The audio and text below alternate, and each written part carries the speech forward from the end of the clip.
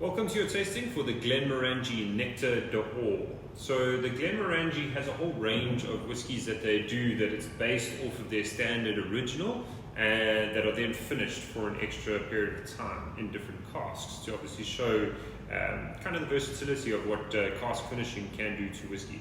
So their classic original is a great whiskey, but this one here, for example, the Nectar D'Or, this one here is still actually the age statement one. So it's a 12-year-old, which means that it spent 10 years in American oak casks before they spent 2 years further being finished inside of a Sauterne cask. So the Sauterne is a style of wine that's really sweet, got quite a lot of fruitiness to it. It's a dessert wine essentially, that also has quite a nice acidity to it. So they use those barrels to then finish this whiskey. So what you get coming through the other end is obviously going to be a result of that cask. So they've actually since changed this, 2019 now they've pulled the age statement from this whiskey in particular.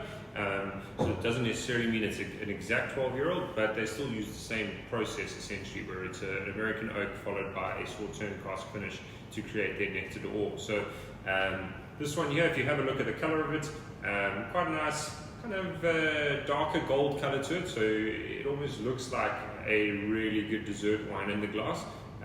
If you have a go on the nose, this is where a lot of that influence will come through. So you've got quite a nice kind of fruitiness to it, but like a slightly different fruit. So apricot, peach, you get a nice honey nose on it too, but very, very nice nose. Very pleasant, very approachable. Kind of reminds you almost like a bit, like it could be a bit desserty. So very much of that dessert wine influence, I suppose, that comes through. If you have a go on the palates of this, you'll find that you're definitely still getting some fruitiness, but a lot more of the wood coming through. So a lot more of the malted barley, kind of cereal notes, a lot more toasted oak, hints of spice that come through too.